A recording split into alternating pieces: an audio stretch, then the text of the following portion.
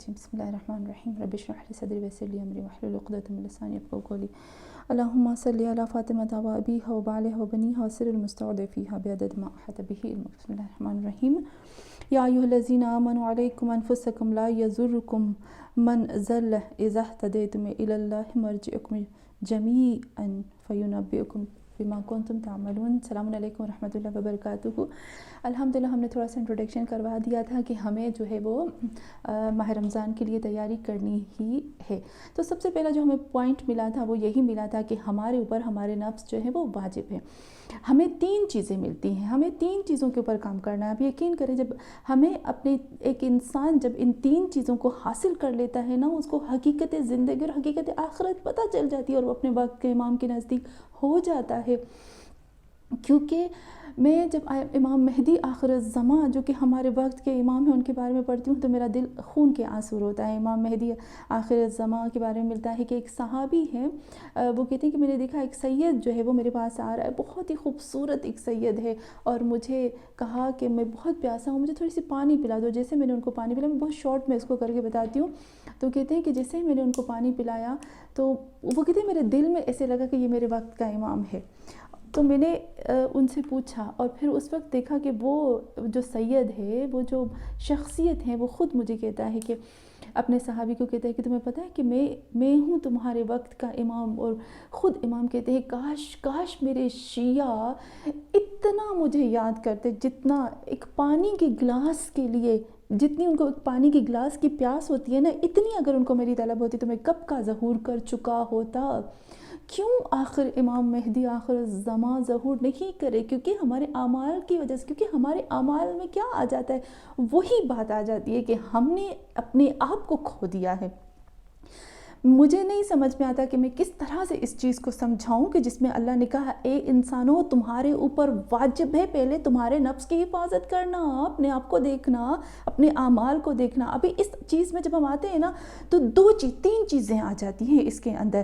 اگر ہم نے اپنے اوپر کام کیا اور 3 چیزیں ہم نے اپنے آپ کی حاصل کر لی نا, تو آپ یقین مانیں کہ کوئی انسان گناہ کی طرف نہیں جائے گا. ان 3 چیزوں میں سب سے کون سے آتی ہے جیسے بہت بڑے آیت اللہ رفیعی نے کہا, مجھے بہت ان کی اچھی بات لگی. وہ خود کہتے ہیں, کیا کہتے ہیں کہ خود یابی. ایک ہوتا ہے انسان کو خود کو اپنے آپ کو پانا, اپنے آپ کو حاصل کرنا کہ میں کیا چیز ہوں. ابھی ہمیں بیٹھنا ہے. میں نے کہا تھا دوسرا جو میرا لیکچر ہوگا فکر کے بارے میں ہوگا. تو یہاں پر آتا ہے کہ خود یا بھی اپنے آپ کو حاصل کرو, میں کیا ہوں, میں کون سی چیز ہوں. کبھی ہم نے فکر کی, ہم دوسروں کے بارے میں فکر کرتے ہیں کہ اس کے گھر میں یہ ہے, اس کی بیٹی کے ساتھ یہ, اس کے فلانے کے ساتھ فلاں.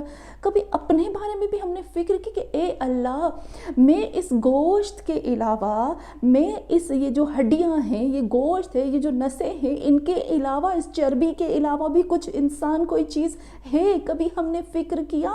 یہاں پر آغا رفیع بہت ہی خوبصورت اس آیت کہتے ہیں کہ یہ آیت ایسی ہے کہ ایک عالم نے اس کے بارے میں 50 کتابیں لکھی, 50 کتابیں صرف ایک آیت کے بارے میں لکھی. اور مزے کی بات جب ہم آتے ہیں نا تو مزے کی بات یہی آ جاتی ہے کہ جب ہم اس آیت کو کیا کرتے ہیں تو اس میں 3 چیزیں آتی ہیں. علیکم انفسکم, تمہارے اوپر واجب ہے تمہارے نفس. اس میں سے ایک سب سے پہلا جو آ جاتا ہے وہ یہی آتا ہے کہ اے انسانوں تم سوچو اپنے بارے میں کہ تم کیا ہو, اپنے آپ کو تلاش کرو, اپنے آپ کے بارے میں سوچو میں کیا ہوں. بل الانسان علی نفسہ بصیرہ, قرآن کہتا ہے انسان سب سے زیادہ اپنے آپ کو جانتا ہے. ایسا نہیں کہ میں اپنے آپ کو نہیں جانتا, مجھے پتا ہے میں کتنی گناہ گار ہوں, مجھے پتا ہے میں کتنی اچھی کتنی بری ہوں, یہ سب مجھے پتا ہے. تو جب ایک انسان اپنی حقیقت کو پا لیتا ہے نا تو پھر اس کے بعد کیا ہوتا ہے, ایک انسان جب اس نے اپنے آپ کی حقیقت کو پا لیا تو اس کے بعد وہ کیا کرتا ہے, کہتے ہیں خود شناسی, اپنے آپ کو جاننا, اور خود یابی, پھر اپنے آپ کو حاصل کرنا, پانا کہ میں ہوں اچھا, کہاں کہاں میری کمی ہے, کہاں کہاں میری کوتاہی, کہاں کہاں پر مجھے کیا کیا کیا کرنا ہے. اور پھر جو تیسرا مرحلہ آتا ہے وہ ہوتا ہے خود سازی, اپنے آپ کو بنانا, اپنے آپ کو کریٹ کرنا, اپنے آپ کو نئے سرے سے انسان اشرف المخلوق بنانا. عجیب بات ہوتی ہے.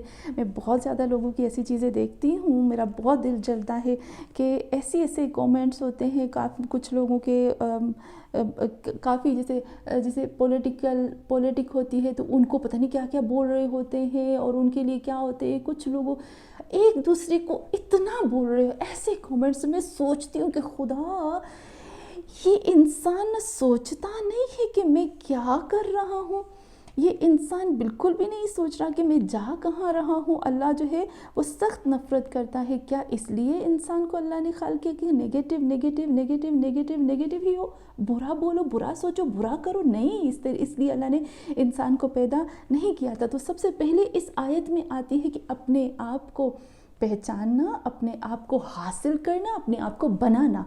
اگر ہم نے اپنے آپ کو حاصل کیا, پہچانا, حاصل کیا اور بنایا, تو پھر کیا ہوگا؟ بنانے کا جو سب سے پہلا مرحلہ آتا ہے, اپنے آپ کو پانے کا اور بنانے کا سب سے پہلا مرحلہ آتا ہے, دو چیزوں میں آتا ہے. ایک آتا ہے عمر, انسان کی زندگی کے بارے میں وہ سوچے گا کہ میری زندگی کیا ہے. پھر آتی ہے فکر کی باری آتی ہے. فکر کے بعد انسان کی جو باڈی کا جو دوسرا پارٹ ہے جو بہت ہی اہم ہے وہ ہے دل. اور پھر شیطان کیا کرتا ہے؟ اچھا, یہ بات ہمیں یاد رکھنی چاہیے کہ میں نے پہلے بھی بتایا کہ شیطان ہمارے سورسز کو کاٹے گا, ہمارے جو تعلقات ہیں اس کو خراب کرے گا, ہمارے مضبوط ارادے کو توڑے گا. جو بھی, میں پھر سے کہتی ہوں, جو بھی ماہ رمضان میں یہ جو ہمارا جو چھوٹا سا ایک سیکشن ہم نے کیا ہے کہ کس طرح سے اپنے آپ کو ریڈی کرنا ہے, اگر اس کے اوپر عمل کرے گا تو یقین مانے شیطان کہیں نہ کوئی بات ڈال دے گا کہ چھوڑو نہ سنو, یہ کرو وہ کرو. یعنی ہمارے ارادے کو کٹ کرے گا کہ تمہیں اچھا نہیں ہے, اس میں یہ پوائنٹ اچھا نہیں, اس میں یہ پوائنٹ. شیطان توڑے گا, اور جہاں پر بھی شیطان توڑے ہم سمجھ جائیں گے. اور پھر دوسری بات یہ کہ ہمارے تعلقات کو خراب کرے گا. کیونکہ اب دیکھیں, انسان کے جو اللہ کے ساتھ جو تعلق ہوتا ہے نا, وہ جسم کا تعلق تو ہوتا ہے, لیکن کیونکہ ہم نماز پڑھتے ہیں, وہ فزیکل ایکٹیویٹیز ہم کرتے ہیں, لیکن جو خاص جو مین تعلق ہوتا ہے نا انسان کا اللہ کے ساتھ, وہ ہوتا ہے اس کی روح کا تعلق. اگر آپ دیکھو نا تو یہاں پر بھی میں نے یہ آیت پڑھی ہے, علیکم انفسکم, تمہارے اوپر تمہارے نفس واجب ہے, کیونکہ جو تعلق تمہارا پیدا ہوتا ہے اللہ کے ساتھ وہ 4 چیزوں سے اسٹرانگ ہوتا ہے. اور بھی چیزیں ہیں لیکن یہ 4 چیزیں ایسی ہیں جو تمہیں اللہ, رسول اور قرآن سے تعلق کو جوڑے رکھتی ہیں. کیونکہ انسان جب مر جاتا ہے نا, شیطان کو پتا ہے کہ جب مر گیا اس کا جسم تو خاک ہو گیا, لیکن اس کی جو روح ہے, یہ جو 4 چیزیں ہیں نا جس کا تعلق مضبوط ہوتا ہے اللہ کے ساتھ, یہ قبر میں بھی ہوتی ہیں, قبر کے اٹھنے کے بعد بھی ہوتی ہے, قیامت میں بھی ہوتی ہیں, یہ روز محشر بھی ہوتی ہیں, یہ پورے صراط پہ بھی ہوتی ہے, ہر جگہ پر یہ چیز ہوتی ہے. اسی لیے ان 4 سورسز کو وہ کاٹتا ہے, اسی لیے وہ 4 تعلقات کو خراب کرتا ہے. تو سب سے پہلا جو تعلق ہوتا ہے نا انسان کا جو کاٹتا ہے اللہ کے ساتھ, اور اللہ نے اس کو جوڑ کے رکھا ہے, وہ ہے روح کا تعلق, جو کہ انشاءاللہ ماہ رمضان میں میرا درس ہے روح کے بارے میں اور قیامت کے بارے میں. سب سے پہلا تعلق روح کو بیمار کرتا ہے, روح کے تعلق کو اللہ سے ختم کرتا ہے. اور پھر دوسرا تعلق آتا ہے کہ وہ جو ہے وہ فکر انسان کو ایسے مجبور کرتا ہے کہ وہ اللہ کے بارے میں سوچے ہی نہ, وہ دوسری چیزوں کے بارے میں پڑھا رہے اس کے بارے میں. آپ دیکھو, میں بہت زیادہ اس بارے میں سرچ کر دوں کہ ہماری جو نیو جنریشن ہے, نسل ہے, وہ کہاں جا رہی ہے. ٹک ٹاک پہ عجیب و غریب ویڈیوز بنتے ہیں, لائکی ایک ایپ ہے, اس پہ عجیب و غریب جو ہے وہ ویڈیوز بنتے ہیں, ناچ رہے ہیں, جھوم رہے ہیں, ایک دوسرے کے دل بہلا رہے ہیں, بس فضول زندگی برباد کر رہے ہیں. فضول میں ایسے ویڈیوز, ایسی چیزیں, خود کا ٹائم, خود کی زندگی بھی برباد اور دوسروں کی بھی زندگی برباد کر رہے ہیں. تو یہ کیا ہے؟ کس چیز میں فکر, پورا دن فکر لگتی کس طرح سے میں ایسا فضول ویڈیو بناؤں جس میں میں دوسرے کے دل کو خوش کر سکوں, 2 منٹ 3 منٹ کے لیے سکون ملا, ختم. کیا ملا؟ کچھ بھی نہیں ملا. تو کچھ ایسے ہوتے ہیں کہ یہ فکر کو, ہماری فکر کو اللہ سے جدا کرنا چاہتے ہیں اور کاٹ دیتے ہیں. جب ہماری فکر میں گندگی, غلاظت آ جائے گی, آپ یقین مانو اس وقت اللہ چھوڑ دے گا. اتنا اچھا, میں اس دن دیکھ رہی تھی کہ ایک چیز گندی ہو گئی, ایک عالم کے پاس ایک بیٹھے ہوئے تھے, وہ دیکھا کہ ٹیبل پہ ایک چیز گندی ہو گئی, اس نے کہا اس کو اٹھاؤ ڈسٹ بن میں ڈال دو. پھر اس نے کہا اللہ, ہم بھی ایسے اگر خراب ہو جاتے تو ہمیں بھی ایسے اللہ, محمد اور آل محمد, قرآن اٹھا کے ہمیں ڈسٹ بن میں ڈال دیتے. کیوں ہمیں ڈسٹ بن میں ڈالا جائے؟ کیونکہ ہماری سوچ اندر سے گندی ہوگی, گندگی آ جاتی ہے اوپر سے. اچھا, اندر سے گندا خدا کو پسند نہیں ہے. تو ایک تعلق ہمارا ہوتا ہے روح کا، ایک ہوتا ہے فکر کا، اور دوسرا تعلق جو اللہ نے کہا نفس، تمہارے نفس، علیکم انفسکم، واجب ہے تمہارے نفس کے اوپر کہ تم اپنے نفس کی حفاظت کرو. تو ایک تعلق نفس کا ہوتا ہے ہمارا اللہ کے ساتھ، اور چوتھا تعلق ہوتا ہے وہ ہمارا دل کے ساتھ ہوتا ہے. انشاءاللہ میں بتاؤں گی کہ میں نے بتایا بھی ہے کہ دل کا تعلق، دل جو ہوتا ہے وہ اللہ کا ہوتا ہے، اور دل امپاسبل ہے. فکر کو میں کنٹرول کر سکتی ہوں، دل ایک ایسی چیز ہے جس کو کوئی کنٹرول نہیں کر سکتا، انسان کنٹرول نہیں کر سکتا جب تک اس کے اندر اللہ کو بسایا نہ جائے، ورنہ وہ آؤٹ آف کنٹرول ہوتا ہے. تو یہاں پر ہمیں اپنی فکر کی حفاظت کرنی چاہیے، اپنی روح کی، کیونکہ یہ قبر میں مرنے کے بعد ہر جگہ پر ان کی کنیکشن اللہ کے ساتھ ہوتی ہے. جسم تو مٹی ہو جاتا ہے، اور شیطان کے سب سے بڑی جو پلاننگ ہوتی ہے وہ اسی کو توڑنے کی ہوتی ہے. تو ماہ رمضان میں ہم سب سے پہلے اس کے اوپر کام کرتے ہیں. تو ابھی میں تھوڑا سا بتاتی ہوں. مجھے آقا پناہیان کی ایک بہت اچھی بات ہے کہ آقا پناہیان نے کیا کہا انسان جو ہے وہ اپنی فکر کو کنٹرول کر سکتا ہے، اور قرآن کی بہت زیادہ احادیث جو ہیں وہ فکر کے بارے میں بھی ملتی ہیں ہمیں کہ کس طرح سے ہم جو ہے وہ اپنے فکر کو کنٹرول کر سکتے ہیں. جیسے ہم کہتے ہیں نا اپنی عقل کی تربیت عقل، سب سے پہلے جو ہوتے ہیں وہ ہمیں اپنی فکر کو آرڈر کرنا ہوتا ہے. یہ بہت میں آپ کو ایک جیسے ہم کہتے ہیں نا میڈیٹیشن کی طرح ہی کہہ سکتے ہیں ہم اس کو، ایک میڈیٹیشن ہی ہے کہ ہمیں اپنی فکر کو کس طرح سے کنٹرول کرنا ہے. دیکھیں جب میں نماز پڑھتی ہوں، آقا پناہیان کی بات بھی مجھے بہت اچھی لگی. جب میں نماز پڑھوں نا، نماز کے بعد میں کیا کروں، میں بیٹھ جاؤں، اور بیٹھنے کے بعد میں کیا کروں، میں تھوڑا سا فکر کروں. مجھے اپنی فکر کو کنٹرول کرنا ہے. اب یقین کریے میں نے بہت پریکٹس کی، اور مجھے اس میں اتنا فائدہ ملا، اور اس سے میرے پاس پوزیٹیو انرجی آئی. ماہ رمضان میں بھی 5-6 دن باقی ہیں، تو میں کیا کروں، ہر نماز کے بعد صرف 5 منٹ ایک کوئی بھی اللہ کا نام آپ لکھ دو، پیپر پہ بہت بڑا کر کے آپ لکھ دو. جیسے فار ایگزامپل اللہ یا رحمان یا رحیم، جو بھی آپ کی پسند کا نام ہے آپ لکھ دو. لکھنے کے بعد آپ بیٹھے رہو اور اپنی فکر کو کہو 2 منٹ، صرف اور صرف 2 منٹ الف کے بارے میں سوچے، 2 منٹ لام کے بارے میں، 2 منٹ دوسرے لام کے بارے میں، 2 منٹ ہاں کے بارے میں. اور آپ دیکھو کہ آپ کی فکر جو ہے، آپ کی جو سوچ ہے وہ کتنی مرتبہ اس جگہ سے ہٹتی ہے. کیونکہ جب وہ جو فکر اور سوچ آپ کی ہٹے گی نا، تو اس کا مطلب ہے کہ یہ میری فکر کنٹرول سے باہر ہے. اور جیسے ہی ہٹنے لگے اس کو فٹافٹ اس کو اپنی جگہ پر لے آؤ، اور اتنی پریکٹس کرو کہ آپ کی جو فکر اور سوچ ہے نا وہ آپ کی تابع ہو جائے، آپ کے ہاتھ میں آ جائے. میں نے یہ کتنی دفعہ کیا اور مجھے بہت فائدہ ہوا. اس سے کیا ہوگا کہ جب بھی آپ کسی غلط چیز میں پھنسو گے، یا کوئی بھی نیگیٹو چیز جو ہے وہ آپ کے ذہن میں، مائنڈ میں آنے لگے، فوراً آپ اپنی فکر کو آرڈر دو کہ اس نیگیٹو چیز کو دماغ سے نکالو اور اس کی جگہ پر پوزیٹیو چیز کو لے آؤ.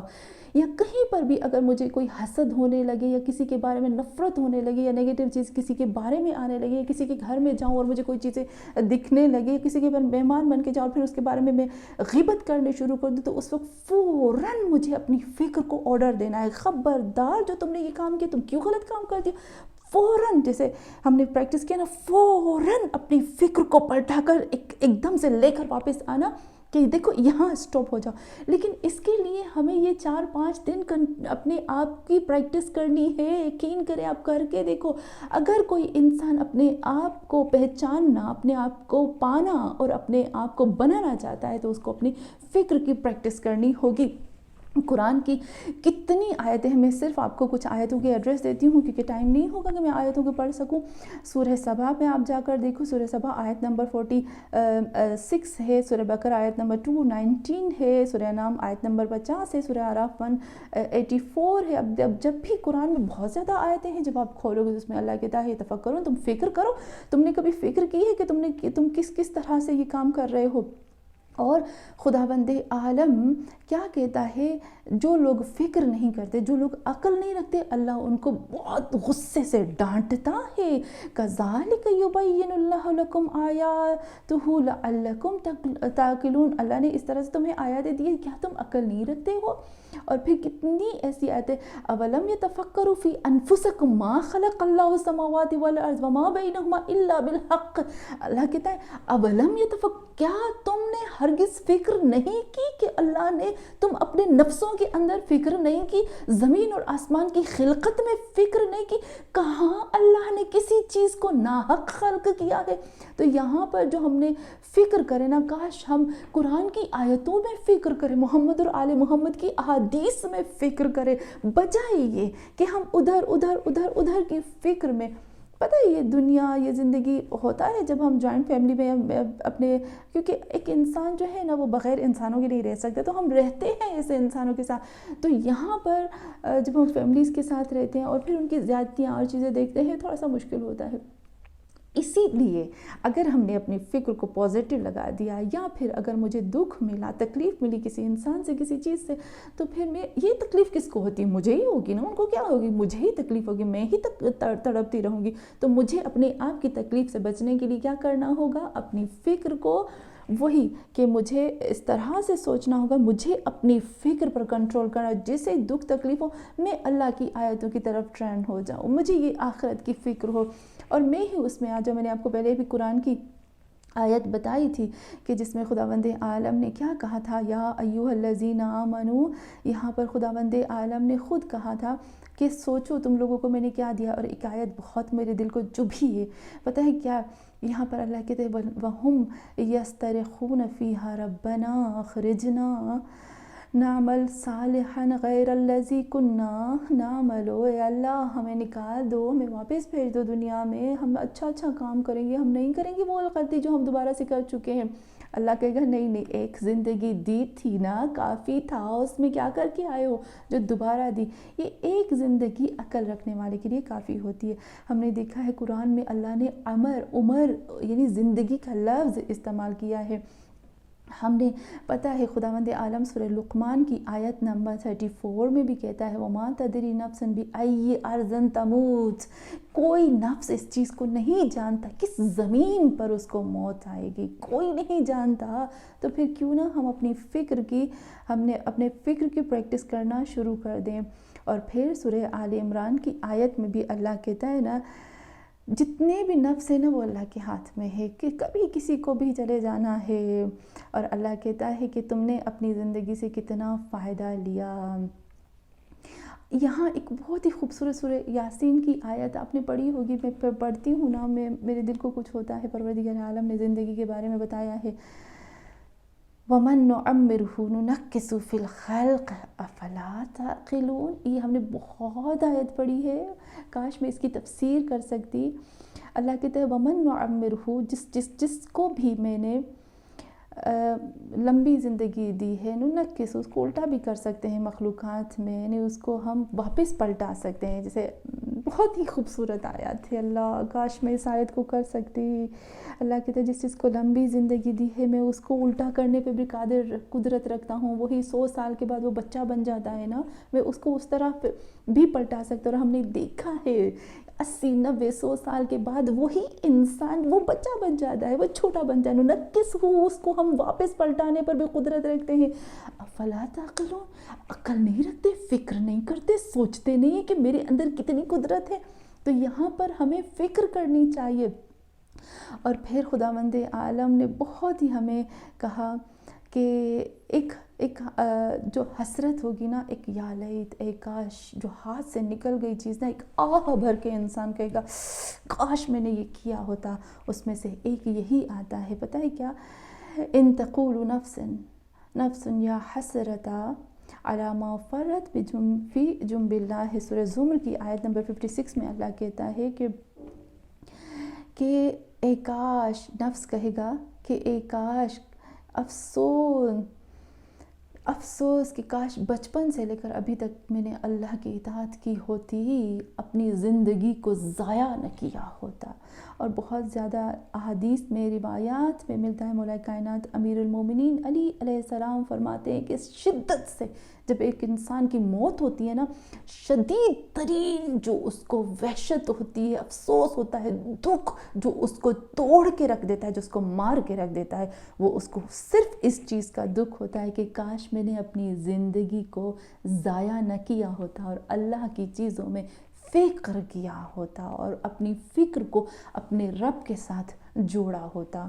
تو یہاں پر بھی بہت زیادہ احادیث ملتے ہیں کہ رسول خدا صلی اللہ علیہ وآلہ وسلم ابو ذر سے کہتے ہیں کہ اے ابو ذر اپنی عمر کے بارے میں حریص بنو، یعنی کنجوسی کرو عمر کے بارے میں۔ اب پتہ ہے کنجوسی کیسے ہوتا ہے؟ جیسے اپنی عمر کو سوچ سوچ کے خرچ کرو۔ جب ہم کنجوسی کرتے ہیں، کتنا ہم کنجوسی کرتے ہیں پیسے میں، لیکن رسول خدا فرماتے ہیں کہ اپنی عمر کے بارے میں تم کنجوس بن جاؤ، کیونکہ یہ درہم و دینار سے قیمتی چیز ہے، یہ زندگی دوبارہ واپس نہیں مل سکتی ہے، اور اس زندگی کو ہمیں فکر میں اور پھر اللہ کے ساتھ ملانے میں خرچ کرنا ہے۔